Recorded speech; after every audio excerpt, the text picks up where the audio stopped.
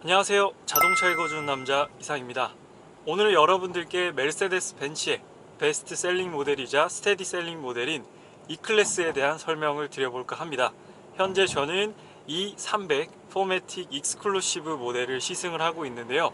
현재 판매되고 있는 E클래스 19년식 E클래스 중에는 가장 상위 E클래스인 풀옵션 E클래스라고 보시면 될 것 같습니다.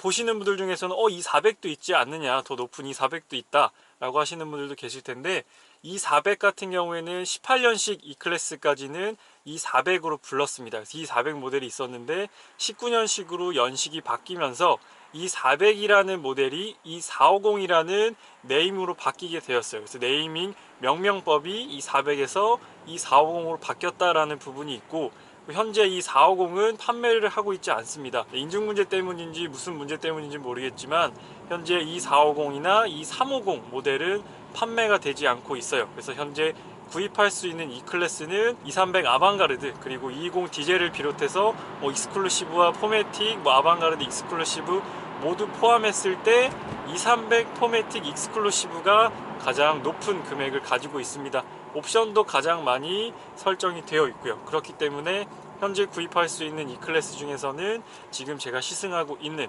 2300 포매틱 4륜구동이죠. 2300 포매틱 익스클루시브가 가장 높은 가격을 가진 E클래스다 라고 말씀을 드릴 수가 있을 것 같습니다. 그래서 저번에 2300 아방가르드에 대해서 설명을 한번 드렸어요. 그래서 2300 아방가르드는 정말 깡통이냐에 대해서 제가 설명을 드렸었는데 굉장히 반응이 뜨거웠습니다. 댓글을 보니까 깡통이다 아니다 라는 굉장히 많은 논란과 그런 댓글들이 있었던 걸 제가 봤는데요. 그에 반해서 2300 포매틱 익스클루시브 같은 경우에는 그런 말이 전혀 안 나오고 그런 말이 무색할 정도로 옵션이 많이 들어가 있는 그런 모델입니다. 옵션만 놓고 봤을 때는 반잘 주행이 빠져 있다라는 부분을 제외하고서는 크게 옵션이 부족하게는 느껴지지 않는 차량입니다. 일단 외관에서부터 보게 되면, 일단 아방가르드와의 차이는 많은 분들께서 아시다시피 그 보닛 위에 엠블럼이 있는지 혹은 라지에이터 그릴 안에 엠블럼이 들어가 있는지의 차이가 있고요. 그리고 휠 디자인의 차이가 있습니다. 그래서 익스클루시브 같은 경우에는 이렇게 내부에서 운전할 때 보닛 위에 올라와 있는 저 삼각별의 꼭지점을 보면서 운전하는 또 그런 재미가 있고 또 그런 만족감이 있습니다. 내가 운전하면서도 삼각별을 타는구나 라는 걸 저 보닛 위에 있는 엠블럼을 통해서 알 수 있는 부분이고요. 저걸 통해서 앞에 있는 거리도 확인할 수가 있는 그런 또 장점도 있고요. 그래서 익스클루시브는 조금 더 고급스럽고 예전 E클래스가 계속해서 가지고 있던 그런 아이덴티티를 가지고 있는 모델이라고 보시면 됩니다. 그리고 헤드라이트 같은 경우에는 멀티빔 LED 헤드라이트가 적용되어 있어요. 제가 여러 번 소개해드렸던 벤츠의 LED 기술인데요. 한쪽당 헤드램프에 84개의 LED가 3열 그리드 배열로 되어 있어서 이제 LED가 코너링 라이트도 가능하고 오토 하이빔 어시스트도 가능하고 그 외에 다양한 기능들을 수행하는 게 바로 멀티빔 LED라고 보시면 됩니다. 그래서 현재 CLS와 S클래스에도 동일한 멀티빔 LED가 적용되어 있어요. 그래서 벤츠에서 현재 경험하실 수 있는 가장 높은 기술의 LED 기술이라고 보시면 돼요. 멀티빔 LED 같은 경우에. 그래서 2300 아방가르드에는 멀티빔 LED가 빠져 있습니다. 2300 익스클루시브부터 멀티빔 LED가 적용되어 있고요. 그래서 외관에 대한 특징은 그 정도로 보시면 되고요. 내부에서 바로 보여지는 특징은 여기 듀얼 와이드 스크린이 가장 먼저 운전석에 앉았을 때 눈에 들어오게 됩니다. 2300 아방가르드 같은 경우에는 여기가 아날로그 계기판이었어요. 근데 이 차량은 이제 풀옵션, 쉽게 말하면 풀옵션 차량이기 때문에 여기도 디지털 계기판이고 성능상의 차이는 없습니다. 그냥 여기 있는 디자인을 바꿀 수 있다 없다 정도의 기능적인 차이만 있고, 아날로그 계기판이라고 해서 기능을 뺐다거나 그런 건 거의 없어요. 그냥 디지털 계기판의 디자인을 바꿀 수 있느냐 없느냐의 차이라고 보시면 됩니다. 그리고 또 헤드업 디스플레이가 가장 눈에 띄는 부분이죠. 운전하면서 도로의 상황이나 이런 속도, 그리고 교통 표지판 등을 실시간으로 눈앞에 보여주는 헤드업 디스플레이, HUD라고 하죠. 요즘 HUD 기술은 거의 웬만한 차량에는 다 적용되어 있는 그런 부분이에요. 예전에는 고급차에만 적용됐었는데, 그래서 이 헤드업 디스플레이가 기본적으로 적용되어 있다라는 부분이 특징이고, 그리고 좀 전에 제가 경험을 했는데 시속 60km 이상에서 방금 점선을 살짝 밟았어요. 점선을 밟았더니 핸들에 2번 진동이 옵니다. 실선을 밟으면 그때 S350 롱바디에서도 설명을 드렸던 차선 유지 어시스트 기능이 있기 때문에 능동형입니다. 능동형이라 차를 다시 안쪽으로 밀어주는 차선 유지 어시스트 기능도 기본적으로 적용이 되어 있어요. 그래서 그 기능은 여기 왼쪽에서 버튼을 통해서 켜고 끌 수도 있어요. 그래서 항상 방향시등을 켜고 방향을 바꿔 주셔야 됩니다. 그리고 안전사양 같은 경우에는 기본적으로 좌우측 사각지대 어시스트, 이 차량은 능동형은 아니에요. 능동형은 아니고 그냥 사각지대 어시스트 기능이 들어가 있고요. 전방 충돌 방지 어시스트 기능도 기본적으로 적용되어 있습니다. 그래서 능동적으로 앞차와 가까워질 경우에 긴급 제동까지 들어가는 기능까지도 200 익스클루시브 포매틱에는 적용되어 있습니다. 그리고 뭐 앞전에 S클래스에서 설명드렸던 안전사양들이 거의 대부분 포함되어 있어요. 200 포매틱 익스클루시브 같은 경우에도 안전기능은 굉장히 많이 들어가 있기 때문에, 그리고 아방가르드는 에어백이 7개지만 익스클루시브는 9개입니다. 이제 뒷좌석에 좌우측에 하나씩 더 추가가 됨으로 인해서 7개에서 9개로 에어백 개수가 늘었어요. 그리고 옵션 부분을 조금 더 설명드리자면, 일단 여기 붐에스터, S클래스와 동일한 붐에스터 사운드가 적용된다라는 거고요. 개수는 총 13개 있습니다. 차량 내부에 스피커는 13개가 적용되어 있고, 그리고 통풍 시트, 열선 핸들 적용되어 있다라는 부분이 특징이고요. 그리고 익스클루시브는 여기가 브라운 우드 트림으로 들어가고, 아방가르드는 이제 블랙 우드 트림으로 들어가요. 근데 200 아방가르드, 사륜이 아니라 그냥 200 아방가르드는 여기가 알루미늄 트림으로 들어갑니다. AMG 라인도 알루미늄 트림으로 들어가요. 포매틱 아방가르드만 블랙 우드 트림으로 적용이 됩니다. 이건 익스클루시브라 브라운 우드 트림이 적용되어 있다라는 부분이 다른 부분이고요. 그리고 익스클루시브만의 특징은 또 가죽이, 천연 나파 가죽이 들어간다라는 부분이 차이가 있습니다. 그래서 이렇게 가죽을 만져보게 되면 확실히 아방가르드 가죽보다는 조금 더 부드럽고 연하다라는 부분을 느낄 수가 있어요. 지금 제가 잡고 있는 핸들도 굉장히 가죽이 부드럽고 잡았을 때 느낌이 굉장히 좋아요. 그래서 이런 부분도 되게 벤츠의 감성적인 부분을 느낄 수가 있는 부분이고요. 일단 가죽의 질이 좋기 때문에 앉았을 때 느낌도 되게 좋고, 이렇게 시트를 만져보면 되게 부드럽다라는 느낌을 느낄 수가 있습니다. 그리고 뭐 여기 있는 중앙 디스플레이도 12.3인치로, 이건 200 아방가르드도 그렇지만 이제 아무래도 듀얼로 이렇게 합이 맞다 보니까 조금 더 깔끔하고 세련된 그런 신형 느낌을 느낄 수가 있게 됩니다. 그리고 여기 양쪽에 있는 터치 컨트롤 패드로 이렇게 메뉴를 넘겨보면 아까 말씀드렸던 디지털 계기판의 디자인을 이렇게 스포츠, 클래식, 프로그레시브 이렇게 세 가지로 바꿀 수가 있어요. 왼쪽으로는 계기판, 오른쪽으로는 여기 있는 대형 12.3인치를 이렇게 조작하실 수가 있습니다. 그리고 이 클래스의 특징 같은 경우 이 클래스에 다 해당되는 내용이지만 원격으로 시동을 걸고 시동을 끄고 사전에 온도 설정할 수 있고요. 그리고 차량 문도 잠그고 열 수가 있습니다. 그리고 200 아방가르드엔 빠져 있었지만 이제 전동 트렁크, 발로 트렁크를 열고 닫을 수도 있고요. 그리고 이어 시트 폴딩도 해서 더 넓게 트렁크를 쓸 수도 있습니다. 그리고 이 클래스 현재 판매되고 있는 200 아방가르드부터 지금 시승하고 있는 200 포매틱 익스클루시브까지는 엔진과 트랜스미션은 모두 다 동일해요. 245마력의 37.7토크를 가진 엔진 동일하고요. 9G 트로닉이라고 불리는 9단 자동 변속기도 모두 다 동일하게 적용되어 있습니다. 그래서 운동 성능 부분에서는 크게 차이 나는 부분은 없어요. 같은 엔진과 같은 변속기를 쓰기 때문에 조금 더 변속이 빠르고 200 포매틱 익스클루시브라고 해서 차가 좀 더 잘 나가고 좀 더 재밌고 이런 부분은 없습니다. 그렇게 동일한 스펙을 가지고 있기 때문에 운동 성능 면에서는 크게 차이가 없어요. 이 차량도 당연하다시피 다이나믹 셀렉트라는 드라이빙 모드를 바꿀 수가 있습니다. 그래서 스포츠로 바꾸게 되면 3000rpm까지 조금 더 RPM을 넓게 쓸 수 있고, 이렇게 바꾸게 되면 즉각적으로 차에 반응이 오게 돼요. 엑셀을 아까랑 똑같은 깊이로 밟았을 때 훨씬 더 차가 민첩하게 반응한다, 가속도 조금 더 빠르게 반응한다라는 걸 느낄 수가 있고, 따로 서스펜션에 댐핑 압력이 조절된다거나 하진 않습니다. 이 차는 에어 서스나 AMG 서스가 적용되어 있지는 않기 때문에 그 정도까지는 아니지만 운전자가 체감하기에는 확실히 빨라져요. 스포츠 플러스로 놓으면 4000rpm까지 쓰게 되는데 아까 스포츠 모드보다는 한 1000rpm 정도 더 사용한다라고 보면 되고요. 그렇기 때문에 스포츠 플러스로 바꾸면 아까보다 반응 속도가 더 빨라진다라고 보시면 돼요.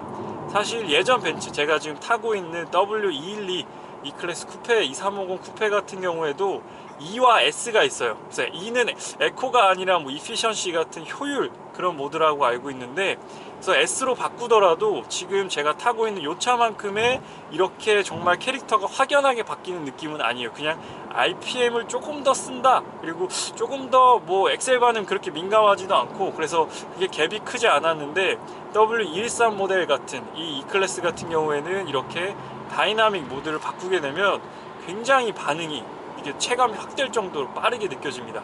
그래서 벤츠가 뭐 예전 같은 경우에는 뭐 운전의 재미가 없다, 운전의 재미는 역시나 BMW다라는 말이 있긴 한데, 요즘 모델은 또 그렇지 않아요. 직접 타보신 분들은 아시겠지만 스포츠나 스포츠 플러스로 바꾸면 확실히 그런 재미없던 예전의 벤츠의 느낌은 거의 떠오르진 않으실 겁니다. 확실히 고속 안정성도 뛰어난 편이고요. 지금 스포츠 플러스인데 엑셀을 살짝만 밟았는데도 3000rpm 부근에서 계속해서 머물러 있고요. 언제든지 밟으면 튀어나갈 준비를 합니다. 그리고 패들 시프트도 기본적으로 적용이 되어 있어서 지금 다운 시프트를 이렇게 당겨서 가속을 하게 되면 곧바로 지금 4000rpm까지 올라가면서 금방 속도가 올라갑니다. 업시프트 통해서 이제 RPM을 다시 안정화시키고, 이렇게 다운 시프트를 사용하는 재미도 이제 벤츠도 어느 정도 생겼어요. 벤츠가 원래 뭐 AMG 모델들만 운전의 재미가 있었는데, 이렇게 일반 모델들도 충분히 스포츠나 스포츠 플러스 모드에 놓고 이렇게 패들 시프트를 사용하게 되면 충분히 이렇게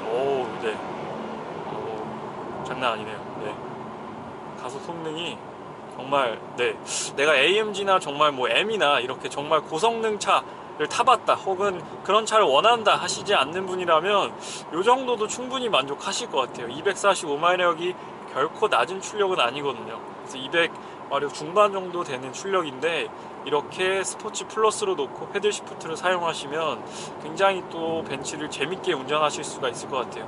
물론 패밀리 세단으로도 많이 타는 차지만, 이렇게 뭐 혼자 타실 때, 뭐 개인적으로 재밌게 타고 싶으실 때, 고속주행을 원하실 때 이렇게 또 재밌게 타시면 또 충분히 만족할 수 있는 차가 E클래스이지 않을까라고 생각이 들어요. 또 9단 자동 변속기이기 때문에 변속도 빠르고 그렇게 멍청한 변속기는 아닙니다. 나인지트로닉 같은 경우에는 벤츠에서 계속해서 써왔고 가장 최신의 트랜스미션이기 때문에 나인지트로닉의 반응성도 굉장히 빠른 편이고, 또 반응성 뿐만 아니라 효율성까지도 검증이 된 트랜스미션이기 때문에 E클래스와 궁합이 아주 좋다라고 말씀드릴 수가 있습니다. 다만 아쉬운 부분은 이제 반자율 주행 기능이 없기 때문에, 반자율 주행은 이제 CLS부터 기본적으로 적용되는 기능이고요.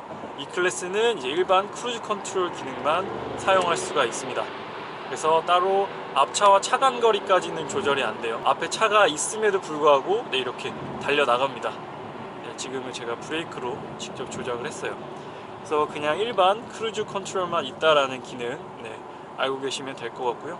따로 뭐 핸들 주행 어시스트나 앞차와 차간 거리까지는 조절되지 않는다라는 부분을 알고 계시면 될 것 같습니다. 반자율 주행 빼고는 거의 모든 기능들은 다 들어가 있어요. 안전 기능도 그렇고, 아까 다이나믹 셀렉트 뭐 이런 부분들, 뭐 E클래스가 작년에 K5보다 많이 팔렸다라고 하잖아요. 그만큼 많은 분들께 사랑을 받았던 모델이고요. 정말 많이 팔렸던 모델이기도 합니다. 작년에 45,000대 이상 팔렸다라고 알고 있어요. 45,000대가 팔렸다라는 거는 정말 많이 팔렸다라는 거고요. 뭐 반사이익의 효과도 있겠죠. BMW나 뭐 아우디가 조금 힘을 못 썼던 부분이 있기 때문에 아무래도 벤츠가 반사이익을 본 부분도 있을 겁니다. 근데 차가 상품성이 좋지 않고 뭐 만족도가 높지 않았다면 그렇게까지 많이 팔리진 않았을 거예요.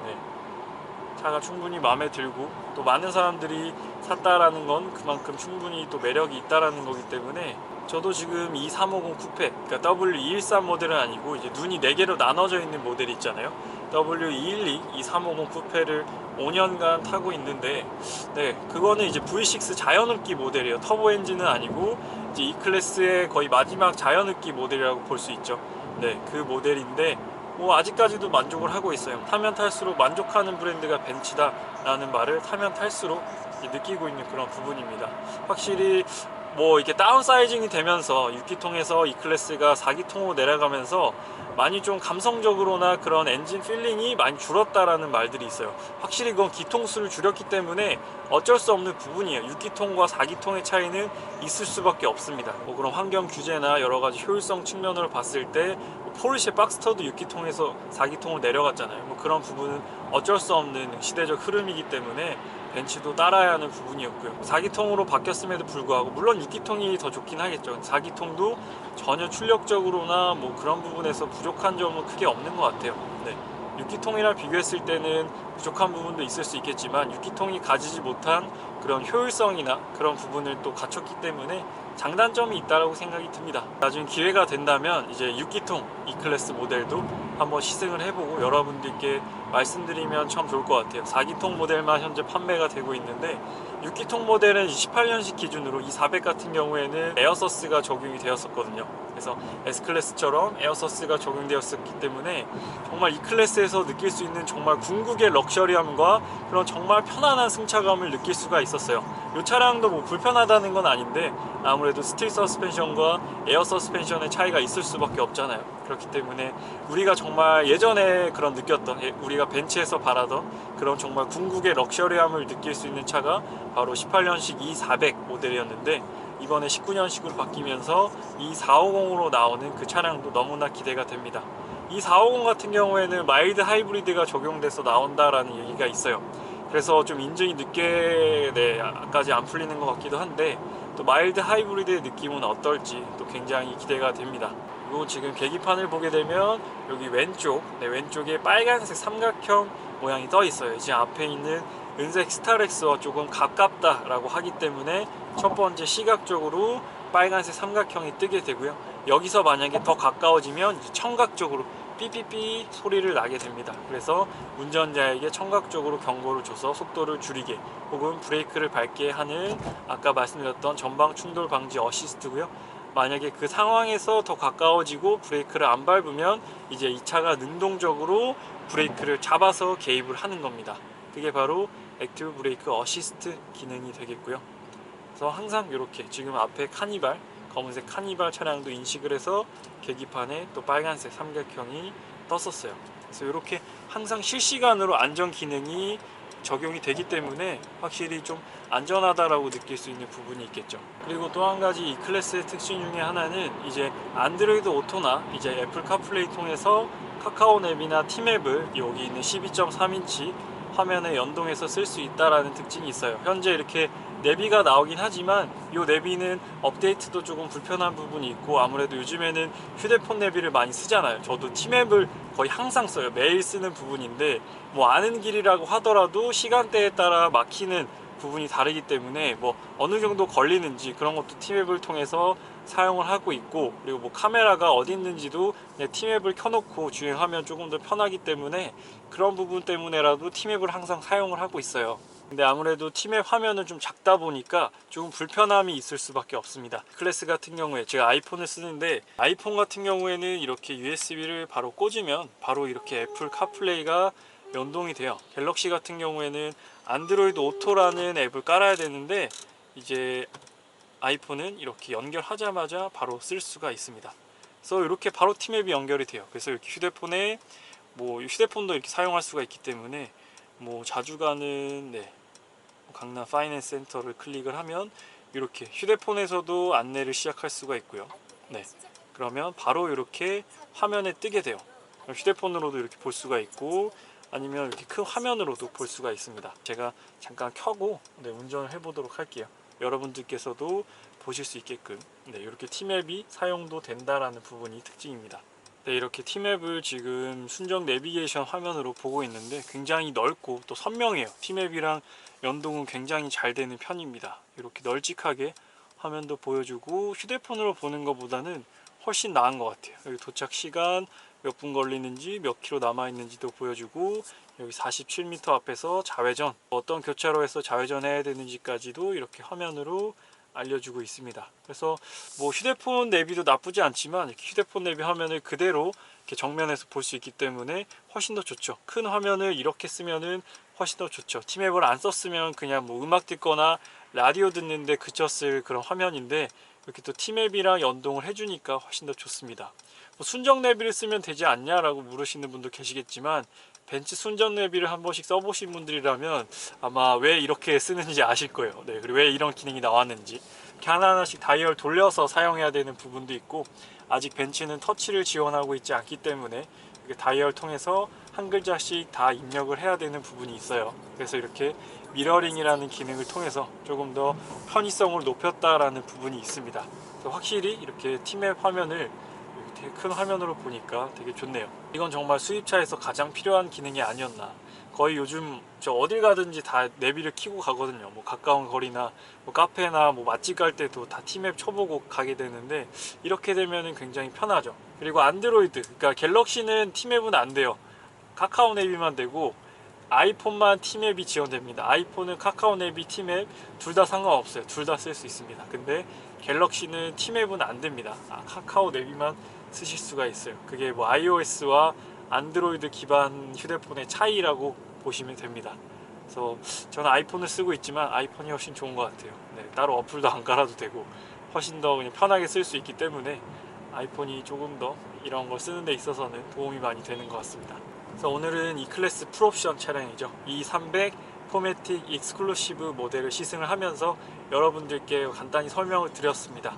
그래서 어떤 기능이 있고 또 어떤 특징들을 가지고 있는지에 대해 설명을 한번 드렸어요. 그래서 확실히 일반 뭐 230 아방가르드나 익스클루시브보다는 훨씬 더 옵션도 많고 확실히 고급스러운 부분도 있어요. 포매틱이기 때문에 주행 성능에 있어서 조금 더 안정적이다 라는 부분이 특징이 될 수 있겠고요. 그래서 그런 부분이 230 포매틱 익스클루시브의 특징이 아닐까라고 생각이 들고요. 뭐 이런 T맵이 연동되는 미러링 기능까지도 설명을 드렸습니다. 그래서 오늘 여러분들께 230 포매틱 아방가르드의 설명을 드렸고요. 오늘 리뷰는 여기서 마치도록 하겠습니다. 저는 자동차 읽어주는 남자 이상이었습니다. 감사합니다.